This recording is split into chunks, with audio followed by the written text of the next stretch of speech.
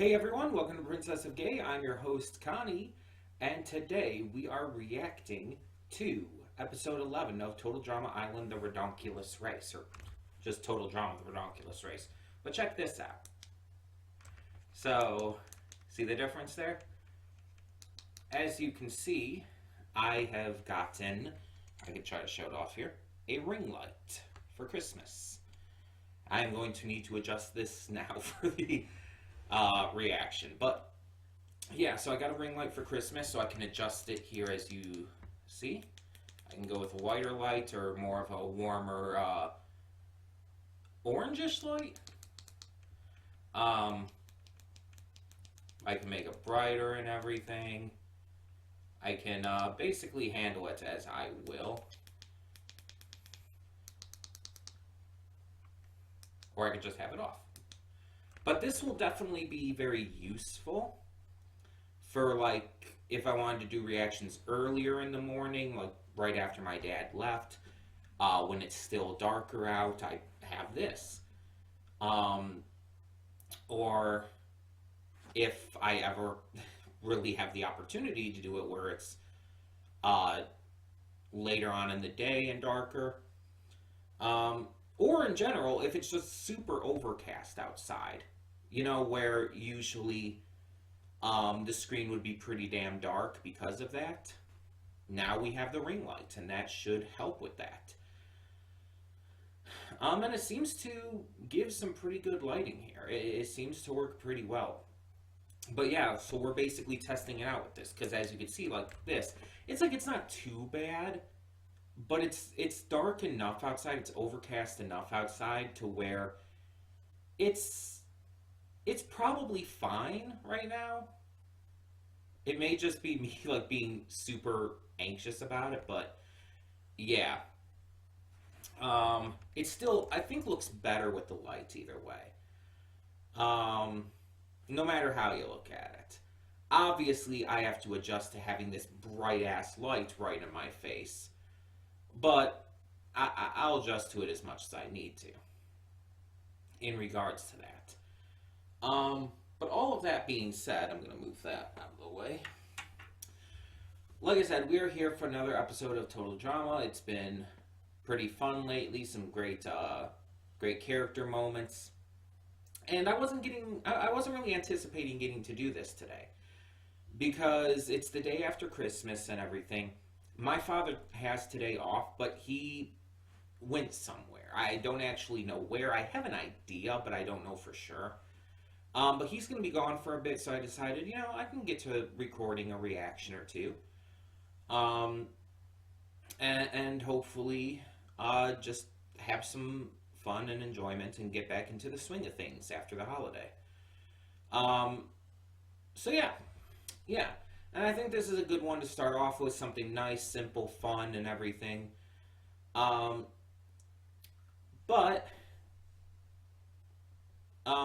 Yeah, if you want to see, like, other stuff I got for Christmas and stuff, like other things, I have that in the Discord server. There's a specific channel in the server for merch and stuff. I just put Christmas haul in there. But there's like some other stuff here, like, I can kind of show it off here on the side table. You see the taiko drum for, Taiko no Tatsujin, the drum game for the Switch. I got that as well. And various other things. I could show this off, I guess, too. Even though technically this is not what I got. I got a new laptop battery, because my old laptop battery was having some issues. I don't know if I mentioned that on the channel before. But basically, it wouldn't hold a charge. It did not hold a charge. So if I ever have my laptop unplugged, it would basically die within, like, 5 minutes. Because it didn't hold a charge anymore. So, my sister got me a new laptop battery. This is the old one here, the one that won't hold a charge. I put the new one in, it's working fine. I was completely, I had it unplugged for probably 2 hours there, and it had only gone down to about 60%. And it only went down that far, even, I think, because I was running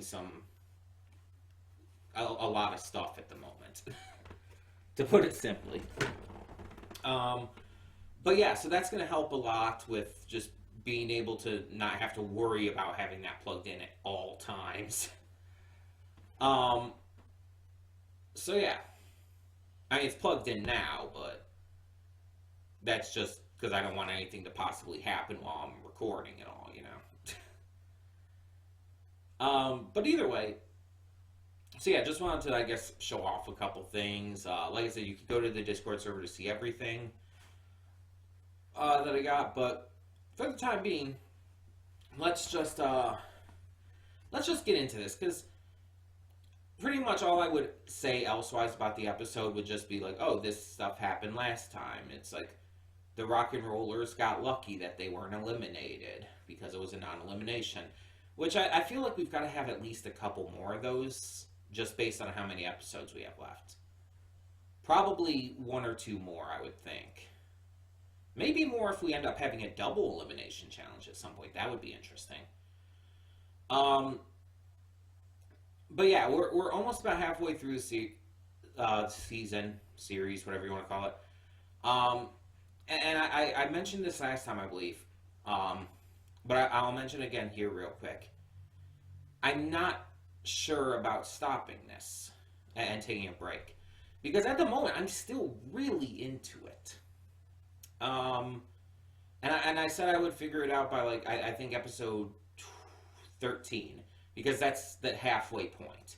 There's 26 episodes, so I believe I said last time I'll figure it out by episode 13, and I'm still going to stick to that. If I feel like we can keep going and I'm not worried about, burnout or anything, then we'll keep going. If I feel like burnout is a more notable possibility and I want to just be safe, then we'll take a break, do something else in the meantime, and come back to that. This is a donation reward, so we would go to something else that, well, is a donation reward. But we'll see. We still have a couple episodes to go before we have to truly figure that out. But maybe just like right now, I'm almost kind of thinking just continuing it, because it's like with a show like this, with it constantly like being an ongoing narrative, but also being, a reality show of sorts, it kind of keeps it going. It keeps it from feeling stale in the way that other shows would. Because it's not like a narratively driven show in the way like, I don't know. I was going to say Spy Family, but that's more episodic for the most part. In the way that One Piece is, let's put it that way. Or even Owl House. It's not as narratively driven in that way. It's not about the story per se, but again, it's a competition reality show. Just, animated and scripted instead of being, an actual real competition reality show. But because of that, it's kind of a weekly thing. Weekly challenges, the different characters get up to different shenanigans each time. And obviously, it being total drama, it's very over the top and ridiculous with it. But yeah, I think that it kind of gives it a whole different feeling from almost anything else in terms of shows. Which is also why I'm excited for the new Total Drama Island that's going to be coming this coming year, 2023.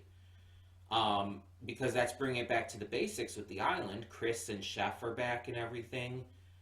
And a whole new cast of characters, completely fresh. I think it's going to be really good, especially with improved animation and all, but still the same style, the overall style and tone. I think it's going to be really good. And if this is any kind of sign of that, I'm excited. But yeah, so I guess I did talk a little bit more on things, but let's actually get into this episode. So when the screen fades to black, pause this redirect and go to the description below. Follow the link to the reaction, and after you watch it, come back here to the redirect and resume play. Because after it fades to black, then it fades back in, everything from that point forward will be my afterthoughts and will contain spoilers to the episode. So, that being said, thank you so much for tuning in, and I will see you at the reaction. And we are back, and we'll begin with spoilers in 3, 2, 1, now. I actually want to check something before we begin with the spoilers. So let me. Oh yeah, see, look how dark it is right now, because it definitely got darker outside, but with the light on, it's like it's much better. It's so much better. Like, yeah, it casts this big ass shadow behind me, but I think that's fine for being able to see me better. I'm wondering though. Yeah, the warm lighting is a little weird. I think the white lighting is better. Yeah.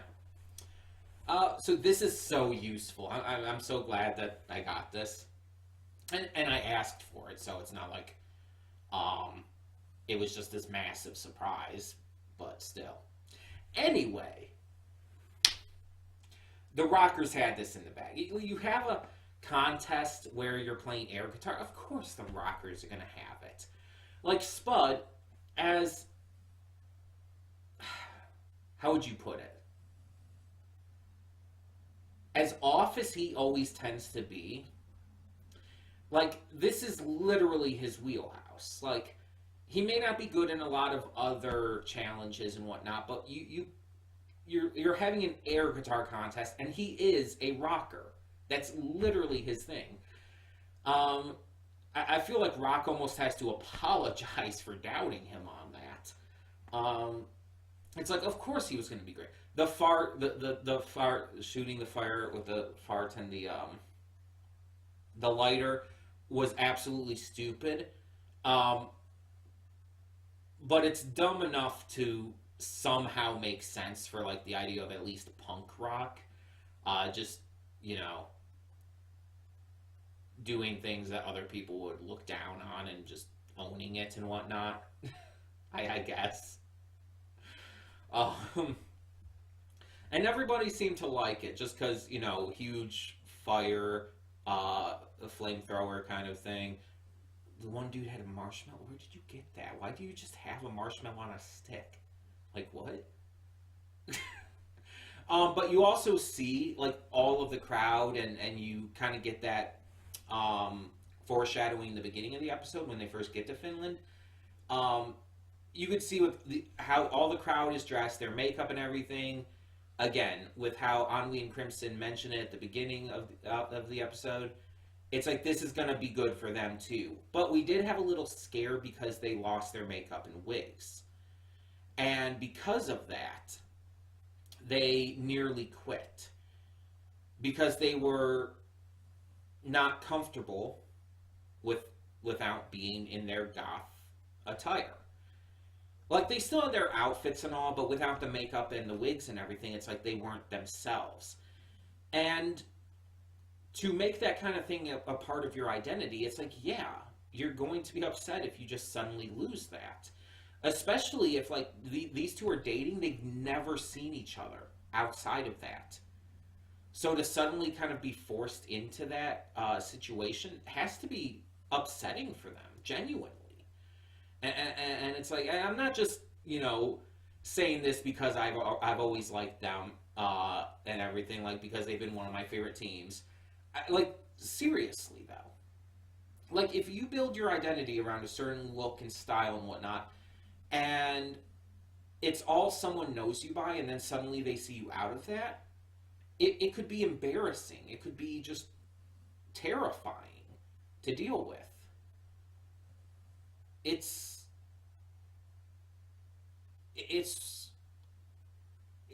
harsh to kind of find yourself in a position like that. The closest thing I could compare it to in real life would be the likes of luchadors. A lot of luchadors, a lot of masked wrestlers will not, like, be known outside of that identity. Like, their real names, what they look like under the mask, a lot of people don't know that. And there's some masked wrestlers who are known for what they look like underneath, but there's a lot who don't really have a public identity outside of that. And that's intentional for a number of reasons. So being, like, discovered and everything, it's literally one of the biggest shames for a luchador, for a masked wrestler. because one of the biggest shames they can have is to have their mask removed, which is why there are match stipulations where that can happen as a stipulation of a loss. It's a big fucking deal.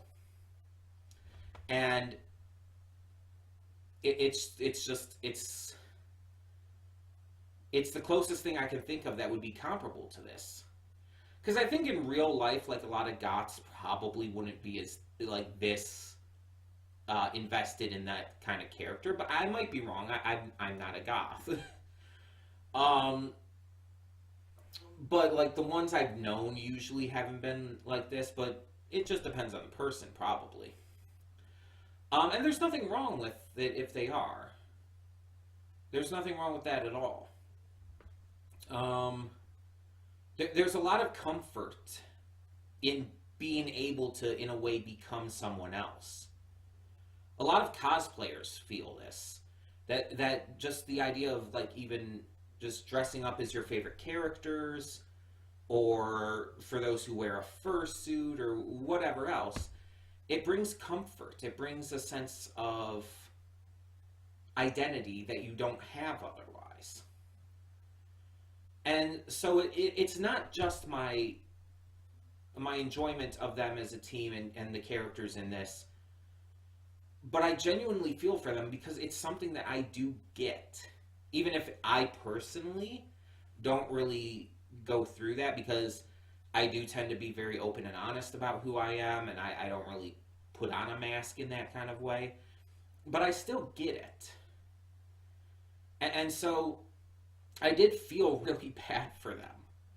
But then when they spotted the more extravagant outfits in the store there and decided to give it another go and made that big comeback, it's like, that's awesome. And I kind of hope that they keep these new looks, but if they went back to their old looks, I'd be fine with that as well. But the new looks are just, like, so extra in the best way. It's just so needlessly extra. And I love it.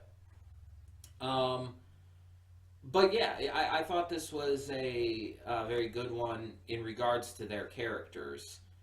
But we also had a couple other characters we focused on. We focused on, obviously, the twins, the twin brothers, who were actually going to do well at a point there. They actually made a comeback, but Emma sabotaged it.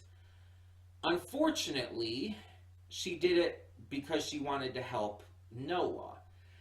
And Owen accidentally got Noah to swear off Emma, at least for the time being. I'm hoping that that's resolved in a positive way, because I genuinely want them to be together. Like, no joke, I actually am fully on board with this ship at this point. I think it's cute. And it's honestly helped Emma as a character so much. She was such a bitch at first. Such an insufferable bitch. But once they gave her this this plot line with the alliance and then eventually the romance with Noah, it has helped her character just not only find more depth, but just, be nicer and be more enjoyable to watch, to experience. So the fact that now Noah's claiming to swear her off, and Owen did not want that. And with that, we see that Emma is fully acknowledging her crush on him now, and it's just, this is probably going to go bad next episode, and I really don't want that to happen. Per usual, the other teams are just kind of there for the most part. We have our focus on certain teams. We get a couple little lines, like we get Jacques and Josie, having a little line. They find out about the Magma Rock and everything, and they were in fourth again. We have the cops talk a little bit, but they're not focused on, once again. We have our certain focuses for the episode, and it did right by that. And as I said in the reaction, I think it was a good thing to have the twin brothers go, because let's be honest, even as far as they've gone, it's like they've just been miserable the entire time. They're another team that I just really felt bad for. It's like they were just so clearly miserable, so just not okay with all of their issues and allergies and fears and whatnot. It's like this is not for them. It's just not for them, and I think it's better that they head home, where they can at least be in a more controlled environment, presumably. I actually think that's the best option here. So I'm very happy with them being sent home, and I like them, but I think it's for the best just based off their characters. And I'm just really fucking happy that the Goths didn't end up quitting after all. I love the joke though, like, with God, his Don, like not believing it's them at first. It's like it can't be you. I'm not feeling creeped out. It's like, but we have a camera crew. It's like, okay, that checks out. It's like, that's what makes it believable. Okay. I love how that's the thing that gets them. Not their voices being exactly the same, or the outfits in general. And no one else believes it afterwards either. Like when they come back, it's like, oh, I knew those normal ones pretending to be you weren't actually you. It's like, what? I get it. They look a lot different, but wow. But yeah, this was very fun per usual, and it's like just going in with what I talked about in the pre-thoughts about like being unsure about wanting to put it on hold for until I get to the second half. I'm really enjoying this, so I'm not sure if I really feel the need to. Again, I'll figure it out by episode 13. So once we get to that episode, I'll let you know probably in the afterthoughts of that one what we're gonna do. But yeah, we'll figure it out. If I do take a break, like I said, we'll just go on to a different donation reward and come back to Total Drama probably right after. But for the time being, I want to thank you all so much for tuning in, per usual, and I want to know your thoughts on the lighting situation here, because, like I said, as you can see, it is so fucking dark right now without the light. But you turn the light on, and you can see me a lot better. It's so useful. And the thing is, it's 4 o'clock right now. It's 4 p.m. My dad, he went out today. He wasn't originally going to... He doesn't work today, but he went out to do other stuff, I guess. So I got some time to record. But yeah, with the time, it starts getting darker around 4, which is still ridiculous. But this helps, and this means I can, again, record earlier in the day, too, because my dad usually goes to work at 7 in the morning. And lately, because of how dark it's been, I've waited to record until at least 9 a lot of the time. So I would be able to record stuff earlier, and I don't know, that could help maybe even get to more things, more reactions. But let me know what you think of the light. Also, if you think the warmer light works better, I think the white light, which is this lighting here, works better personally. I think this just looks more natural, honestly. But you can let me know in the comments below about all that as well. I would love to hear your thoughts either way. For now, I'm Connie, and I'm signing off. See y'all next time.